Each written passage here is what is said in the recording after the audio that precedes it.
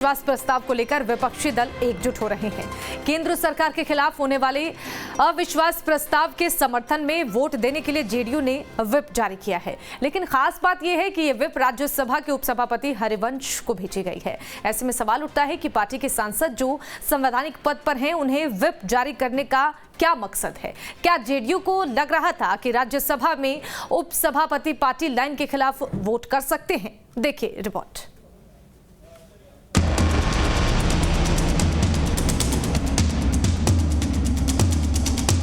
केंद्र सरकार के खिलाफ विपक्षी एकता की मुहिम जोरों शोरों से चल रही है। इस बीच विपक्षी गठबंधन केंद्र सरकार के खिलाफ अविश्वास प्रस्ताव लाने की तैयारी में है।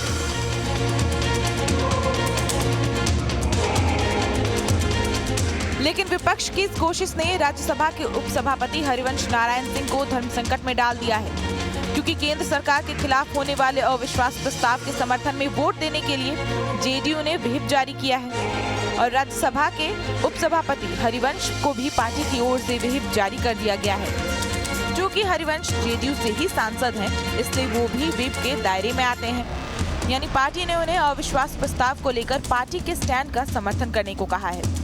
अब जेडीयू के व्हिप ने सियासी गलियारों में ये चर्चा तेज कर दी है कि विपक्ष को डर था कि हरिवंश उनके खिलाफ जाएंगे, इसी वजह से उन्हें व्हिप जारी किया गया है। लेकिन जेडीयू का कहना है कि पार्टी के सांसदों को व्हिप जारी करना एक सामान्य प्रक्रिया भर है।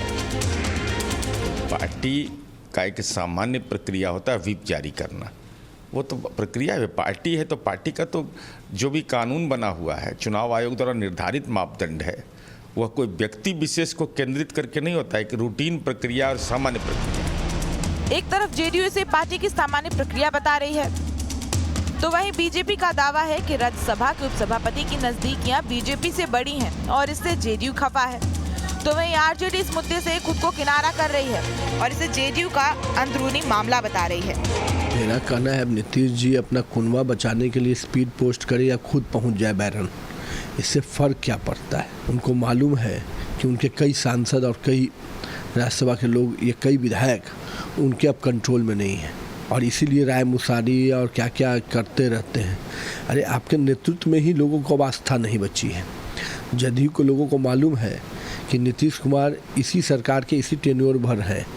जिस दिन नीतीश कुमार मुख्यमंत्री का पद छोड़ेंगे, उस दिन जदयू ताश के पत्तों की तरह बिखर जाएगी। यही कारण है कि नहीं, जब भी सत्र आहूत होता है और जब कोई अध्यादेश आता है या वो विधेयक, जिन विधेयकों पर वोटिंग की स्थिति बनती है, तो पार्टी व्हिप जारी करती है और ये समान प्रक्रिया का हिस्सा है।